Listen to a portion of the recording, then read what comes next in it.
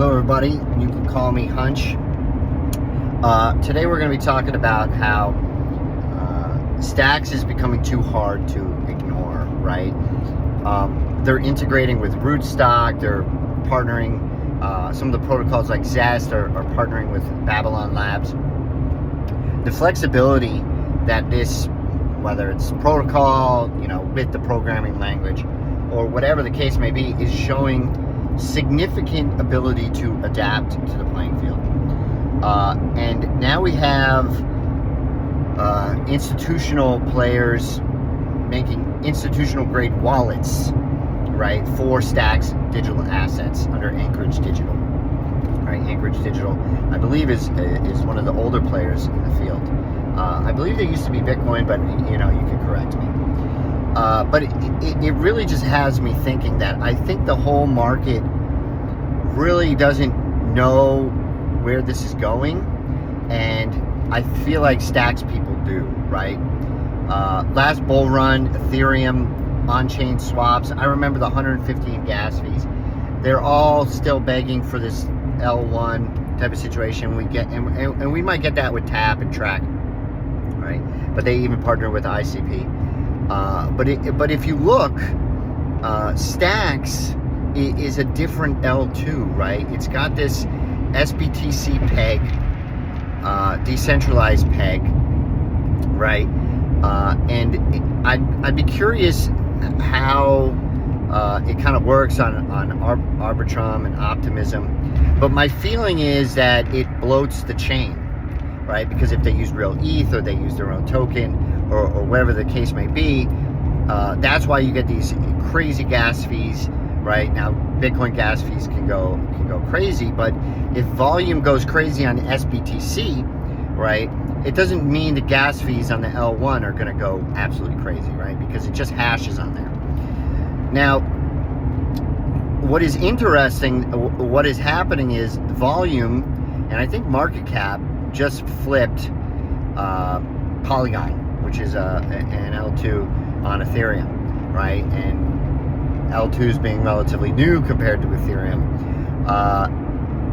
I think we flipped Optimism in volume and market cap, maybe. And the last one, and we have flipped the market cap, I'm not sure, of Arbitrum, but the volumes today, at least, I don't think so. I'm getting all this data from Coinbase. There's maybe other exchanges and ways to look this up.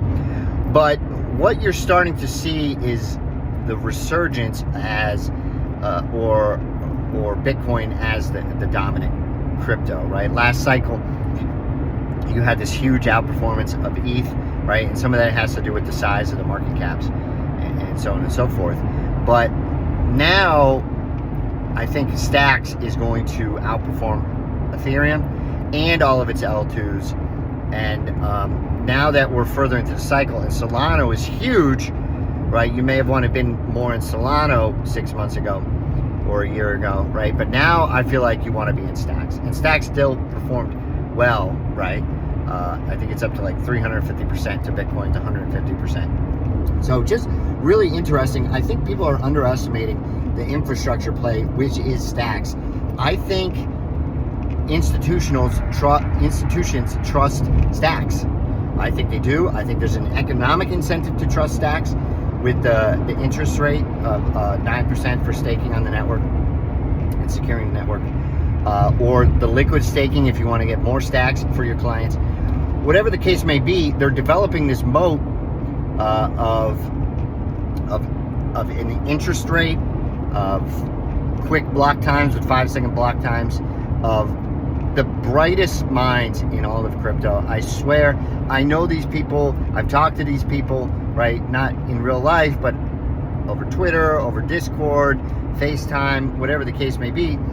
These people are beyond intelligent. And I think that they're looking at the mountaintop of Bitcoin and they're going, I'm going to climb that, just like Muneem said in his tweet today. So that's all I want to say. I think Stacks, we have an advantage here, guys and gals. I think people are still behind the curve on it being an L2, but also like an infrastructure play and a way to integrate with every other L2, right? in a way to move runes and tap assets, and whatever L1 asset you want to talk about, whether it's NFTs, right, ordinals. I think they're all going to move on stacks. And that's because they don't bloat the chain. And it's another decentralized chain. And the ethos of Bitcoin lives on. And I think it's going to go absolutely apeshit. Okay, bye.